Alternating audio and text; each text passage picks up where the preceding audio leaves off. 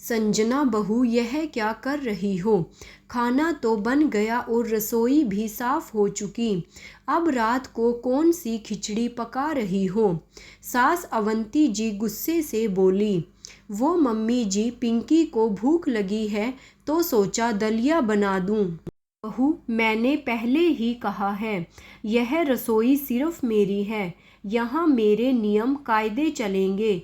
और जब तुमसे कहा है खाने के साथ ही एक्स्ट्रा पराठा रोटी बना लिया करो। मुझे तुम्हारा यूं रात 10 बजे के बाद रसोई में खटर पटर करना पसंद नहीं। और देखो, चूल्हा फिर से गंदा हो गया। थोड़ा ध्यान रखा करो, नियम से चला करो। हाँ मम्मी जी, मुझे पता है, पर बच्ची छोटी है, कभी भर पेट नहीं खाती तो कभी रोटी नहीं भाती। तो थोड़ा दलिया पुलाव उसकी पसंद का कुछ बना देती हूँ, क्योंकि भूखी होती है तो उसे नींद नहीं आती और चिड़चिड़ करती है, वो अलग। सुनो बहू, ज़्यादा आदत खराब ना करो लड़की की। जो घर के सब लोग खाएं वही खिलाया करो। यूं अलग से बनाने की ज़रूरत नहीं।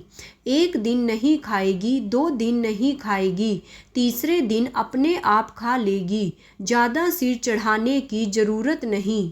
कहते हुए चली गई। आज संजना तिलमिला गई।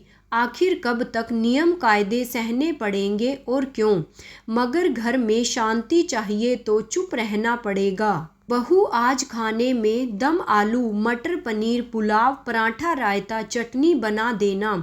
तुम्हारी ननद, मेरी बेटी शालू आ रही है, अभी 2 बजे तक पहुँचेगी।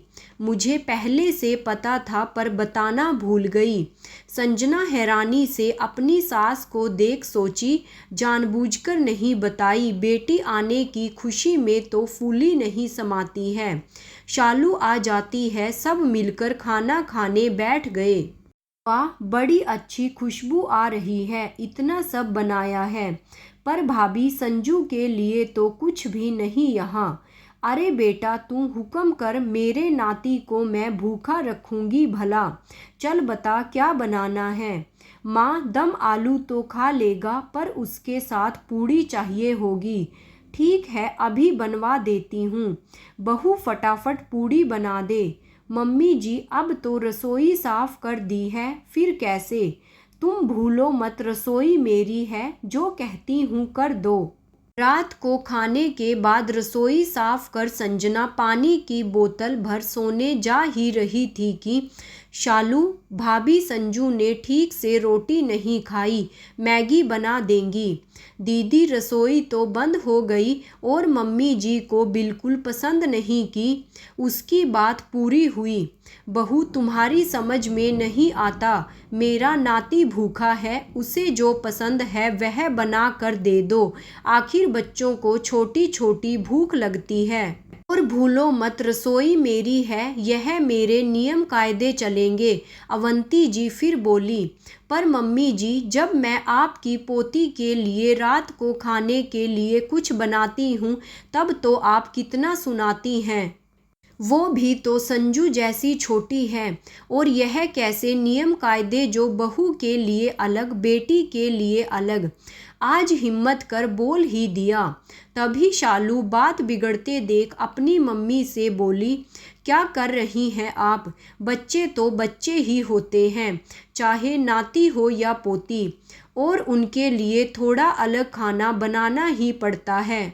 ये हमारी तरह 2 टाइम रोटी खाकर पेट नहीं भरते। और मुझे तो पता ही नहीं था आप इतनी अच्छी माँ होकर ऐसी कड़क सास कब बन गई। फिर ठीक है भाभी, अगर ऐसा नियम है रसोई का तो संजू के लिए कुछ नहीं बनाना, चाहे वह भूखा ही क्यों ना रोए। अरे शालू, पाप चढ़ाई की क्या बच्चों को कोई भूखा रखता है? बहू, अब मैं समझ गई, बेतुके नियम बनाए बैठी थी। बच्चे सब बराबर ही होते हैं, मुझे माफ़ कर दे। तुम्हें जब जिसके लिए जो बनाना हो बनाना, मैं कभी मना नहीं करूँगी। और यह रसोई आज से सिर्फ मेरी नहीं, तुम्हारी भी है। संजना अपनी ननद शालू की तरफ देख उसे मन ही मन उसे समझने और एक नई शुरुआत के लिए धन्यवाद दे रही थी। संजना को आज रात चैन की नींद आई। कब सुबह हुई पता ही ना चला। अपने कमरे की खिड़की से आती रोशनी की छुअन से उठ खड़ी हुई। पर्दे खोलते हैं सूरज की किरणें उसके चेहरे पर को स्पर्श करने लगी तो उसे एक नई ऊर्जा का एहसास करवा गई। कुछ लाइनें जो वह अपनी माँ से सुना करती थी उसे याद आ गई। अपना सवेरा खुद ही लाना पड़ता है, जो आशा से भरी किरणों के साथ जीवन में सुनहरे रंग भर जाता है। धन्यवाद दोस्तों।